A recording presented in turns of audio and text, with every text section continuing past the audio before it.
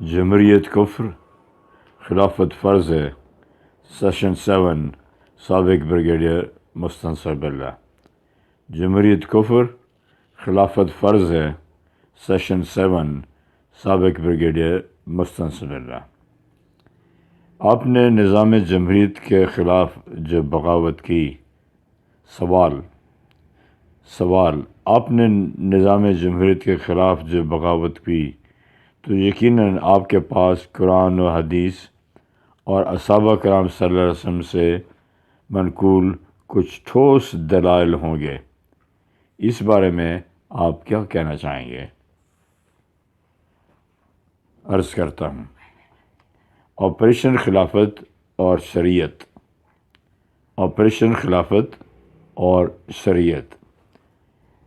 میں یہ عرض کروں گا کہ میں عالم نہیں ہوں، البتہ اللہ نے مجھ پر خصوصی احسان اور کرم فرمایا کہ دین کی سمجھ عطا فرمائی، اس لیے اپنے محدود علم کے مطابق جو جانتا ہوں عرض کرنے کی کوشش کروں گا۔ جمہوری نظام کی حامل تمام مغربی قوتیں تمام دنیا پر جمہوری نظام مسلط کرنا چاہتی ہیں۔ Democracy at gunpoint. Taliban کا کیا قصور تھا؟ یہی کہ انہوں نے جمہوری نظام رائج نہیں کیا۔ وہ حکومتیں اور طاقتیں جو اپنی تعلیمی اداروں میں ایک مذہبی دعا کو برداشت نہ کر سکیں، سوچیں تو مسلمان مردوں کی داڑھی اور نیک بیویوں کے پردے سے ان کے دلوں پر کتنے اور کیسے چھرے چلتے ہوں گے۔ لیکن مجھے ہے حکم اذاں لا الہ الا اللہ۔ ایسے ہی خیال آ گیا تو عرض کرتا چلوں، فوج میں جب ہم دشمن کی ممکنہ جارحیت کے خلاف اپنے دفاع کے لیے منصوبہ بندی کرتے ہیں تو ہم دشمن کی عقل اور دانش کو انڈر اسٹیمیٹ نہیں کرتے، یعنی کم تر نہیں سمجھتے، لیکن اکثر اوقات ہم اس تجزیے میں غلطی کر جاتے ہیں کہ دشمن کو ہم سے کتنی شدید نفرت ہے اور وہ ہمیں مٹانے کے لیے کس انتہا تک آگے جا سکتا ہے۔ میں سمجھتا ہوں ہم مسلمان بحیثیت امت اس بات پر کبھی سنجیدگی سے غور نہیں کرتے کہ مغربی تہذیب، مغربی قوتوں اور یہود نصارہ کو ہم مسلمانوں سے انتہا تک شدید نفرت ہے۔ یہی وجہ ہے کہ ہم ان کے عزائم، ایمز اور حکمت عملیوں، اسٹریٹجیز کو سمجھنے میں غلطی کر جاتے ہیں۔ بہرحال اب میں جمہوریت کے بارے میں اپنا نقطۂ نظر بیان کرتا ہوں۔ اس میں سب سے پہلی اور بنیادی چیز ہے حاکمیت۔ انسانی تاریخ میں حضرت نوح علیہ السلام سے لے کر اب تک تمام جھگڑا اور فساد حاکمیت کا رہا ہے کہ حاکم کون ہے، مقتدر اعلیٰ کون ہے، طاقت کا سرچشمہ کون ہے، حکومت کس کی ہوگی، قانون کس کا ہوگا، حق اور ناحق کا تعین کون کرے گا۔ ہم یہ جھگڑا نوح علیہ السلام سے لے کر اب تک تمام جھگڑا اور فساد حاکمیت کا رہا ہے کہ حاکم کون ہے، مقتدر اعلیٰ کون ہے، طاقت کا سرچشمہ کون ہے، حکومت کس کی ہوگی، قانون کس کا ہوگا، حق اور ناحق کا تعین کون کرے گا۔ جمہوری نظام شرکیہ اور کفریہ نظام ہے۔ جمہوری نظام شرکیہ اور کفری نظام ہے۔ مسلمانوں کو تو کوئی شک ہی نہیں کہ حاکمیت تو اللہ تعالیٰ ہی کی ہے، وہی مقتدر اعلیٰ ہے، وہی طاقت کا سرچشمہ ہے، وہی قانون دینے والا ہے اور محمد صلی اللہ علیہ وسلم کے پیغمبر اور محمد صلی اللہ علیہ وسلم اللہ کے پیغمبر اور ہمیں یہ قانون سکھانے والے، عمل درآمد کرانے والے ہیں کہ محمد صلی اللہ علیہ وسلم اللہ کے پیغمبر ہیں اور ہمیں یہ قانون سکھانے والے، عمل درآمد کروانے والے ہیں۔ سورہ نمل میں آیت نمبر 61 کا ترجمہ یہ ہے، اب کوئی اور حاکم ہے اللہ کے ساتھ؟ کوئی نہیں، بہتوں کو ان میں سمجھ نہیں۔ کوئی نہیں لیکن بہتوں کو ان میں سمجھ نہیں۔ حاکمیت اللہ کے سوا کسی کی نہیں۔ ہمیں یہ بھی بتا دیا گیا کہ بہتوں کو ان میں سمجھ نہیں، یعنی اکثریت کو سمجھ نہیں، اور اکثریت نہیں مانے گی۔ اس سے نظریہ اکثریت کی بھی نفی ہوتی ہے، اور اللہ تعالیٰ نے پہلے ہی فرما دیا کہ اکثریت اللہ تعالیٰ کی حاکمیت کو نہیں مانے گی۔ اس کو ثابت کرنے کے لیے اللہ تعالیٰ نے پچھلی قوموں کے حالات و اطوار اور اعمال بیان فرمائے۔ اللہ تعالیٰ کی حاکمیت سے انکار کے باوجود اللہ تعالیٰ کی حاکمیت کی انکار کی موجودہ صورت ہم نظریہ جمہوریت کی شکل میں دنیا میں دیکھ رہے ہیں۔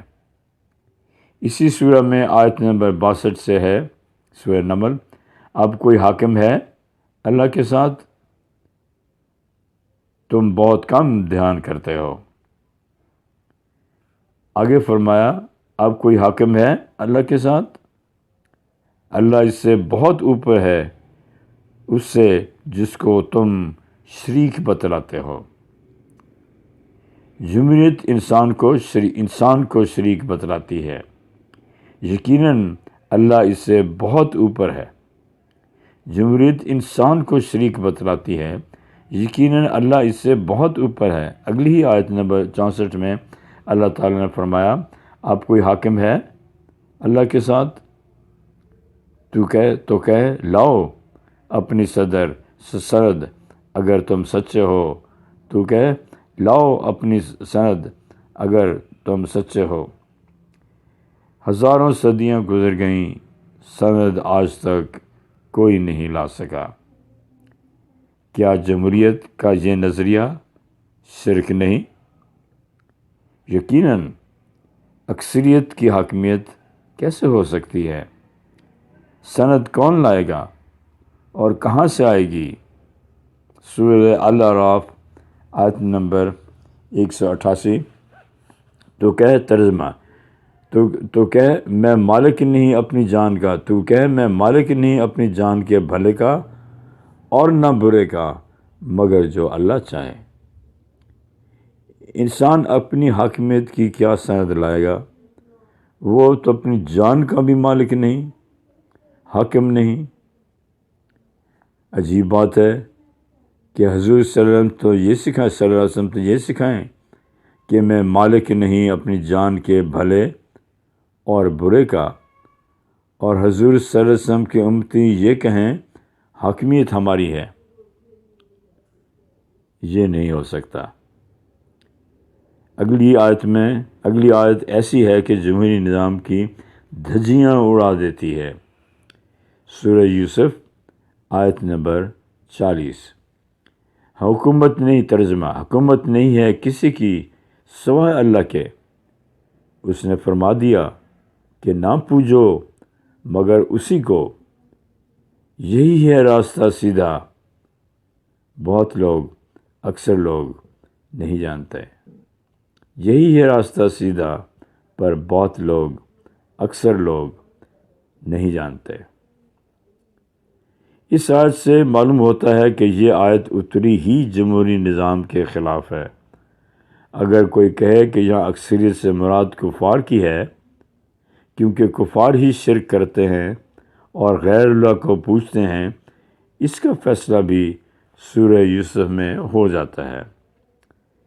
سورہ یوسف کی اگلی آیت نمبر 106، اور نہیں ایمان لاتے بہت لوگوں کی اکثریت یعنی اللہ پر، مگر ساتھ ہی شرک بھی کرتے ہیں۔ ترجمہ: اور نہیں ایمان لاتے بہت لوگ یعنی لوگوں کی اکثریت اللہ پر، مگر ساتھ ہی شرک بھی کرتے ہیں۔ یہاں اللہ تعالیٰ خود فرما رہے ہیں کہ ایمان لانے کے بعد بھی، مسلمان بننے کے بعد بھی، یعنی کلمہ پڑھنے کے بعد بھی اکثر لوگ شرک کرتے ہیں۔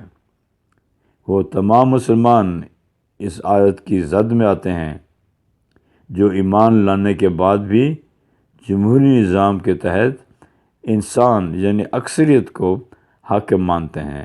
وہ تمام مسلمان اس آیت کی زد میں آتے ہیں جو ایمان لانے کے بعد بھی جمہوری نظام کے تحت انسان یعنی اکثریت کو حاکم مانتے ہیں۔ اب بتائیں انسان کی حاکمیت کہاں گئی اور نظریہ اکثریت کہاں گیا؟ سورہ القصص میں ہے، سو مت ہو مددگار کافروں کا اور نہ ہو کہ وہ تجھ کو روک دیں اللہ کے حکم سے۔ آیت 86-87۔ اس میں یقیناً شامل ہے کہ کافرانہ نظریہ جمہوریت کی تائید و حمایت نہیں بلکہ شدید مخالفت کرنی چاہیے۔ کہ کفرانہ نظریہ جمہوریت کی تائید و حمایت نہیں بلکہ شدید مخالفت کرنی چاہیے۔ اسی جگہ آگے ہے، اور مت ہو شرک والوں میں، آیت 87، اور مت ہو شرک والوں میں، اور مت پکار اللہ کے سوا دوسرا حاکم، 88، اور مت پکار اللہ کے سوا دوسرا حاکم۔ سورہ بنی اسرائیل میں ہے، مت ٹھہرا اللہ کے ساتھ دوسرا حاکم، پھر بیٹھ رہے گا تو الزام کھا کر بے بس ہو کر۔ آیت 22، پھر بیٹھ رہے گا تو الزام کھا کر بے بس ہو کر۔ آیت 22 سورہ بنی اسرائیل۔ کافر شرک میں ڈوبے تو اگلا جہاں برباد ہوتا ہے، مسلمان شرک کرنے لگے تو اس کے دونوں جہاں برباد ہوتے ہیں۔ یہی مسلمان ملکوں کے ساتھ ہو رہا ہے۔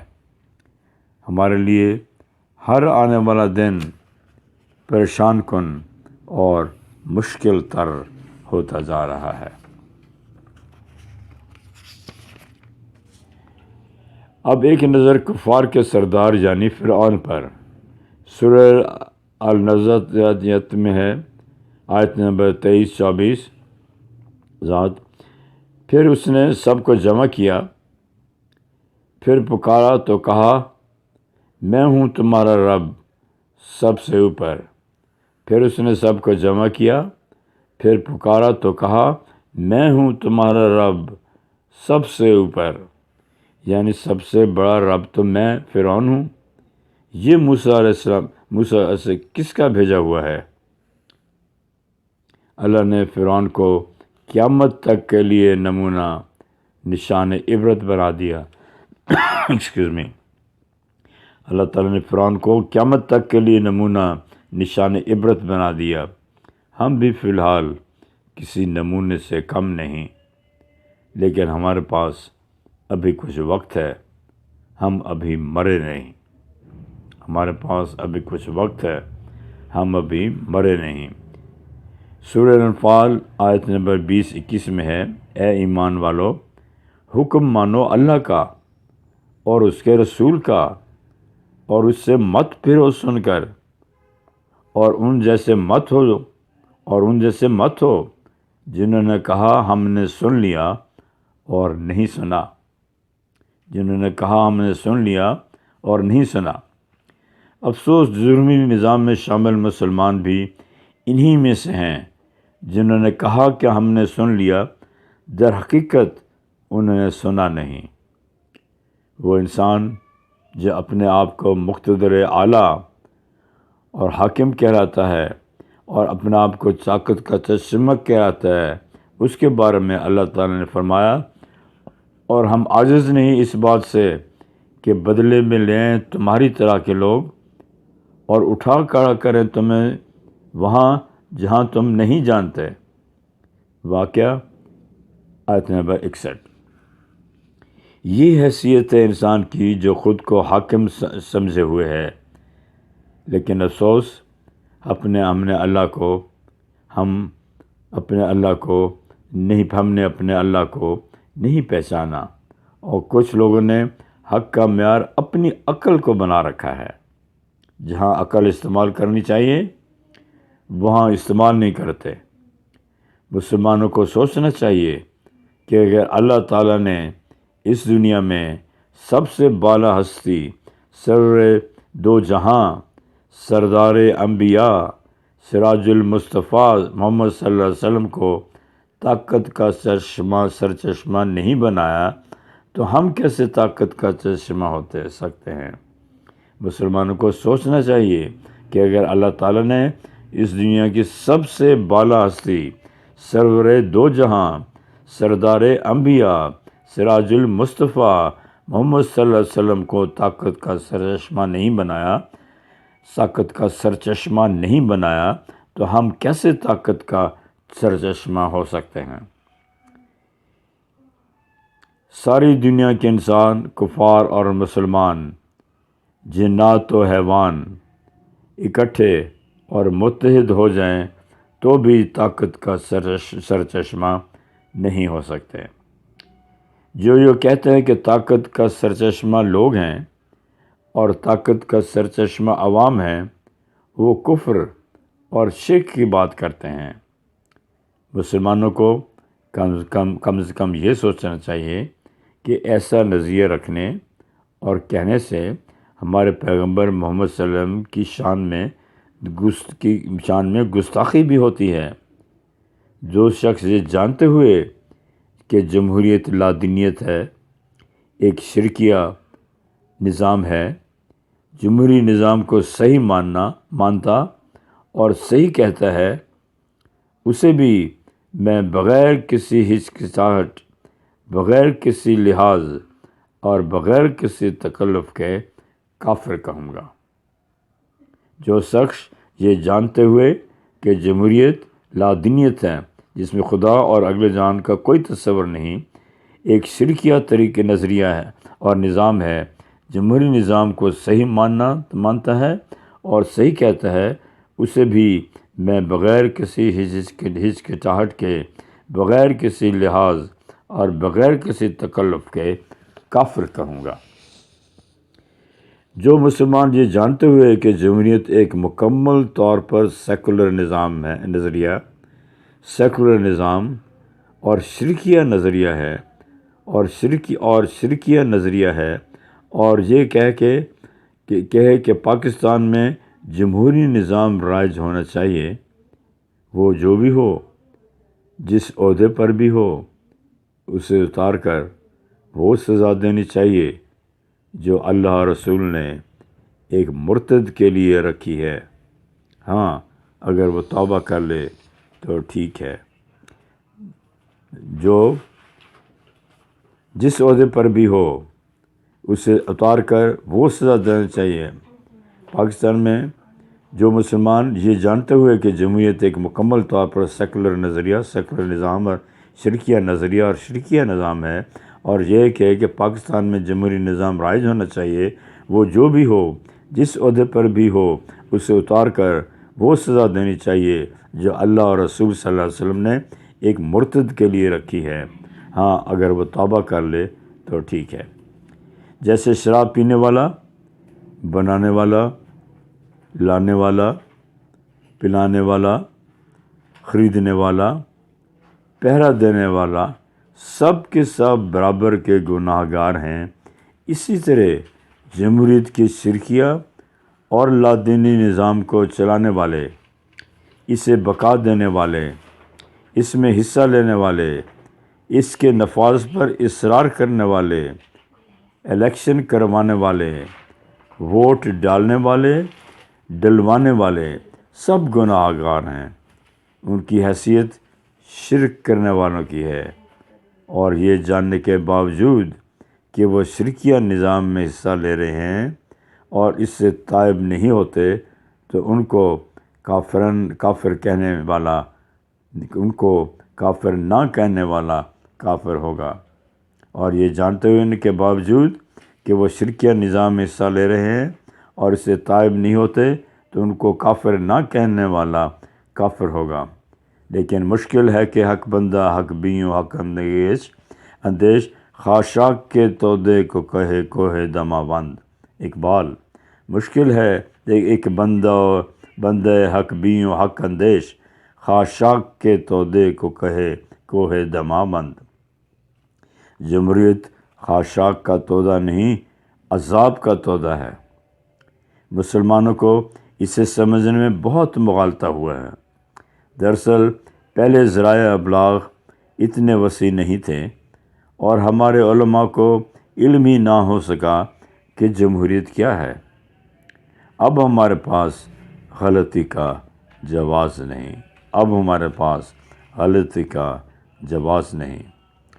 سورہ المائدہ آیت نمبر 77۔ اور مت چلو خیالات پر ان لوگوں کے جو گمراہ ہو چکے پہلے، اور گمراہ کر گئے بہتوں کو، اور بہک گئے سیدھی راہ سے۔ حاکمیت کی بات ختم ہوئی، اب میں کچھ اکثریت کے بارے میں عرض کروں گا اور آپ کے حکم کے مطابق قرآن اور حدیث کے حوالے سے بیان کرنے کی کوشش کرتا ہوں۔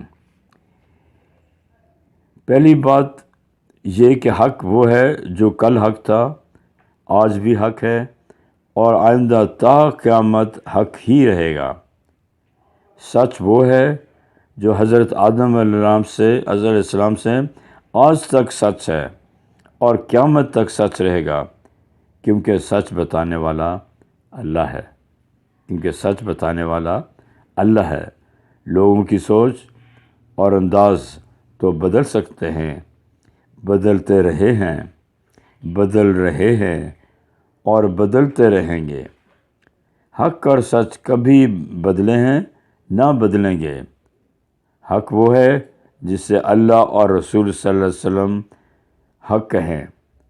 حق کا معیار حضور صلی اللہ علیہ وسلم کی زبان مبارک ہے۔ حق کا معیار حضور صلی اللہ علیہ وسلم کی زبان مبارک ہے۔ لوگوں کی رائے، اکثریت کی رائے پہلے کبھی حق کا معیار نہ تھی، نہ آج ہے، نہ کبھی آئندہ ہوگی، بلکہ اس کے برعکس قرآن میں 85 سے زیادہ آیت مبارکہ ہیں جس میں اللہ تعالیٰ نے انسانوں کی اکثریت کی مذمت کی ہے۔ 85 سے زیادہ آیتیں ہیں جس میں اللہ تعالیٰ نے انسانوں کی اکثریت کی مذمت کی ہے۔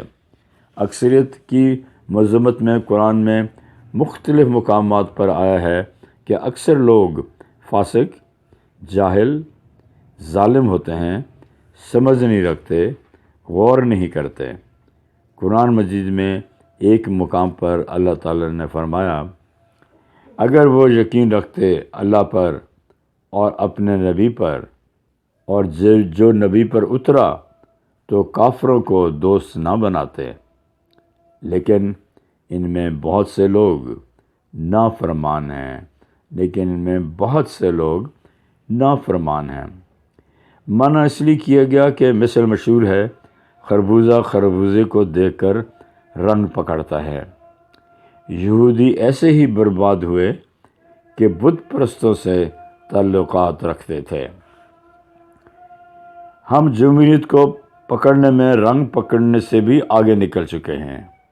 مغربی تہذیب کے اس نظریے کو صحیح جان کر بلکہ ناگزیر سمجھ کر ان کی تقلید کر رہے ہیں۔ آپ بتائیں، اللہ تعالیٰ تو اکثریت کو فاسق اور جاہل، نافرمان اور ناسمجھ کہے، اور ہم اسی اکثریت یعنی اکثریت کفار یعنی مغربی تہذیب کے نظریے اکثریت کو حق کا معیار کہیں، تو ایسی صورت میں ہماری بربادی لازمی ہوگی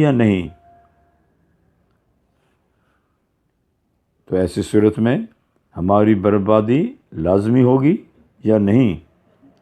اس آیت میں کہ اکثر لوگ نافرمان ہیں سے یہ پتہ چلتا ہے کہ اکثریت شیطان کے نرغے میں ہوتی ہے، اکثریت بہکی ہوئی ہوتی ہے، اکثریت پر شیطان حاوی ہوتا ہے، اور میرے جمہوریت نواز احباب ایسی ہی اکثریت کو حق اور فیصلے کا معیار سمجھتے ہیں، اور میرے بہت سے دوست ایسی ہی اکثریت کے ذریعے اسلام کے نفاذ کے خواب دیکھ رہے ہیں، اور میرے بہت سے دوست ایسی اکثریت کے ذریعے اسلام کے نفاذ کے خواب دیکھتے ہیں۔ اکثریت کی اس حق نوازی کا یہاں سے پتہ چلتا ہے کہ بعض اوقات اسمبلیوں میں اقلیتوں کے ممبرز کی تعداد زیادہ ہوتی ہے اور اسلامی جماعتوں کے ممبرز کی تعداد کم۔ ایک مرتبہ پھر سورہ یوسف کی آیت نمبر 106 بیان کروں گا، اور نہیں ایمان لاتے بہت لوگ، یعنی اکثریت، اللہ پر، مگر ساتھ شریک بھی ٹھہراتے ہیں۔ دوسرے الفاظ میں، لوگوں کی اکثریت کلمہ بھی پڑھتی ہے اور شرک بھی کرتی ہے۔ اس آیت کی تفسیر میں مولانا شبیر احمد افسانی تفسیر عثمانی میں لکھتے ہیں، اس کی اصل وجہ یہ ہے کہ ان کا سننا اور دیکھنا محض سرسری ہے۔ آیت اللہ میں غور و فکر کرتے تو کچھ فائدہ پہنچتا، آیت اللہ میں غور و فکر کرتے تو کچھ فائدہ پہنچتا۔ جب دھیان ہی نہیں قرآنی آیات پر تو ایمان کہاں سے ہوگا؟ لکھتے ہیں، جب دھیان ہی نہیں قرآنی آیت پر تو ایمان کہاں سے ہوگا؟ آپ فیصلہ کیجئے۔ اللہ تعالیٰ ایمان والوں میں اکثریت کی یہ کیفیت بتا رہے ہیں، اور ہم اپنے معاملات میں اکثریت کو حاکم بنا رہے ہیں، ان سے حاکمیت منسوب کر رہے ہیں، ان سے قانون سازی کروا رہے ہیں، ان لوگوں کے درمیان اقتدار کا فیصلہ کروانے پر تلے ہوئے ہیں۔ سورہ نام آیت نمبر 116۔ اگر تو کہا مانے گا اکثر لوگوں کا جو دنیا میں ہیں تو تجھ کو بہکا دیں گے اللہ کی راہ سے، وہ سب چلتے ہیں اپنے خیال پر اور سب اٹکل ہی دوڑاتے ہیں۔ سورہ نام 116 آیت۔ اگر تو کہا مانے گا اکثر لوگوں کا جو دنیا میں ہیں تو تجھ کو بہکا دیں گے اللہ کی راہ سے، وہ سب چلتے ہیں اپنے خیال پر اور سب اٹکل ہی دوڑاتے ہیں۔ اکثریت کی مذمت میں اور اکثریت کی رائے پر چلنے کے خلاف قرآن میں اور بھی کئی آیات ہیں۔ ووٹنگ سے مسائل کو حل کرنا رائے قبول کرنے سے بھی بڑھ کر ہے۔ ووٹ رائے نہیں ہوتا، ووٹ فیصلہ ہوتا ہے جسے قبول کرنا ہوتا ہے۔ ووٹوں کی اکثریت کو رد نہیں کر سکتے۔ قرآن میں ہے، اے نبی صلی اللہ علیہ وسلم تو کہہ، ان لوگوں سے پوچھ کیا برابر ہوتے ہیں سمجھ والے اور بے سمجھ؟ سوچتے وہی ہیں جن کو عقل ہو۔ الزمر آیت نمبر 9۔ ترجمہ، اے نبی صلی اللہ علیہ وسلم تو کہہ، ان لوگوں سے پوچھ کیا برابر ہوتے ہیں سمجھ والے اور بے سمجھ؟ سوچتے وہی ہیں جن کو عقل ہو۔ یہ الفاظ بہت وسیع مفہوم رکھتے ہیں۔ زندگی کا کوئی پہلو اس آیت سے باہر نہیں، مگر سوچتے وہی ہیں جن کو عقل ہو۔ اس آیت سے باہر نہیں کہ مگر سوچتے وہی ہیں جن کو عقل ہو، اور عقل ایسے نظریے کو کیسے درست مان سکتی ہے جس میں عالم اور جاہل کی رائے کو برابر رکھا جائے، برابر رکھا جائے۔ گریز از طرز جمہوری غلام پختہ کار شو کہ از مغز 200 خر فکر انسانی نمی آید۔ اقبال نے فرمایا، کیا خوب کہا، جمہوریت سے نکل بھاگ، دانائے راز اور پختہ کار کی پیروی کر۔ جمہوریت سے نکل بھاگ، دانائے راز اور پختہ کار کی پیروی کر، کیونکہ 200 گدھے مل کر بھی وہ بات نہیں سوچ سکتے جو کسی ایک انسان کی عقل میں آ سکتی ہیں۔ علامہ اقبال جمہوریت کے سخت مخالف تھے۔ حق جیسا کہ میں پہلے عرض کر چکا ہوں دائمی ہوتا ہے۔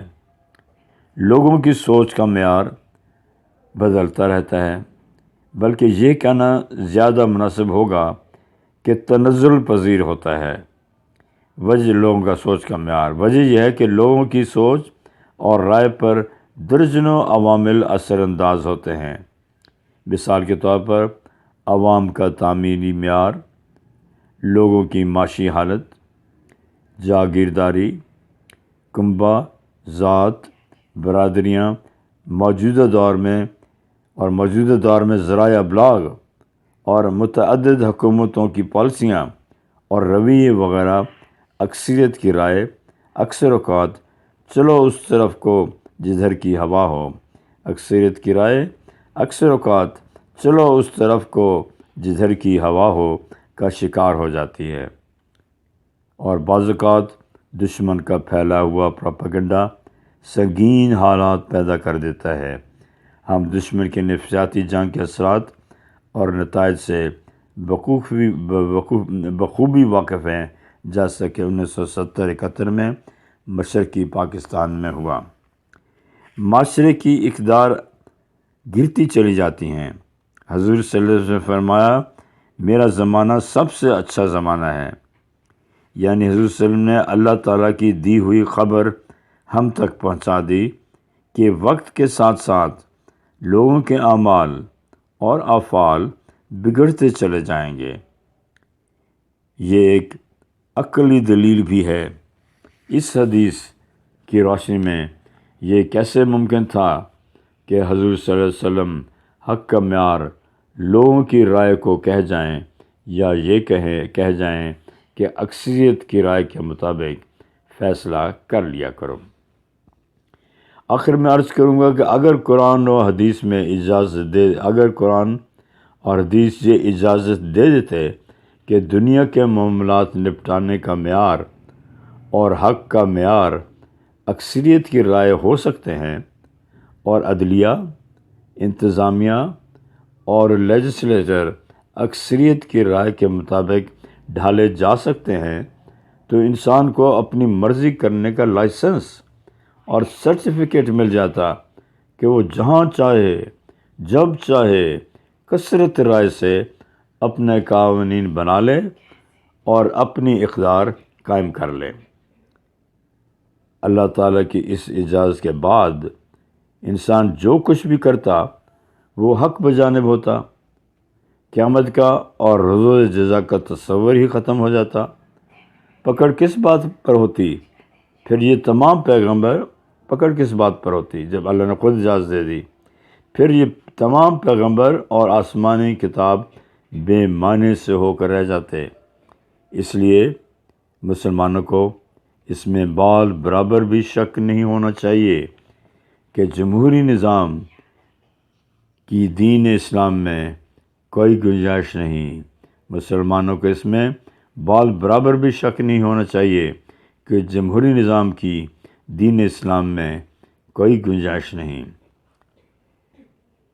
مسلمان صرف خدائے واحد کی حاکمیت مانتا ہے۔ مسلمان صرف خدائے واحد کی حاکمیت مانتا ہے۔ اس کا آئین قرآن اور سنت ہے، اور وہ اپنے فیصلے اکثریت کی بجائے قرآن اور سنت کی روشنی میں کرتا ہے۔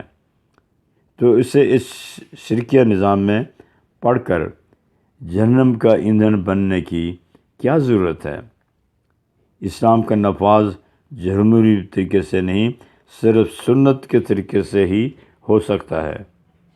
امر بالمعروف اور نہی عن المنکر بھی سنت کے طریقے کے مطابق ہوگا تو اللہ کے ہاں قابل قبول ہوگا۔ امریکی صدر ٹرومین نے ایک مرتبہ کہا تھا، "There is no harm in walking with the devil to cross over the bridge." ترجمہ یعنی پرلے کنارے پر جانے کے لیے شیطان کے ساتھ بھی پل پار کرنا پڑے تو کوئی حرج نہیں، کہ پرلے کنارے پر جانے کے لیے اگر شیطان کے ساتھ بھی پل پار کرنا پڑے تو کوئی حرج نہیں۔ یہاں میں جسارت کروں گا یہ کہنے کی کہ مغرب زدہ ذہن ابدی نظام حیات کو چھوڑ کر مغربی جمہوریت کی اندھی تقلید کرنے والے دریائے مسیسپی اور کولوراڈو کے پل تو اس بیان کی روشنی میں پار کر سکتے ہیں۔ مسیسپی اور کولوراڈو کے پل تو اس بیان کی روشنی میں پار کر سکتے ہیں، لیکن جنت کے راستے کا واحد پل صراط ہے، صراط مستقیم۔ اس لیے وہ افراد و گروہ یا جماعتیں جمہوریت کو پل بنا کر جنت میں جانے کی توقع کرتے ہیں، ان کی خدمت میں بڑے ادب سے صرف یہ عرض کروں گا کہ شیطان نے انہیں کندھوں پر بٹھا رکھا ہے، کندھوں پر بٹھا لیا ہے اور انہیں موقع ہی نہیں دے رہا کہ اس حقیقت کو جان سکیں کہ صراط مستقیم کسے کہتے ہیں۔ کیا انہیں یقین ہے کہ وہ پیغمبروں، صدیقوں، صالحین اور اصحابہ کے راستے پر ہے؟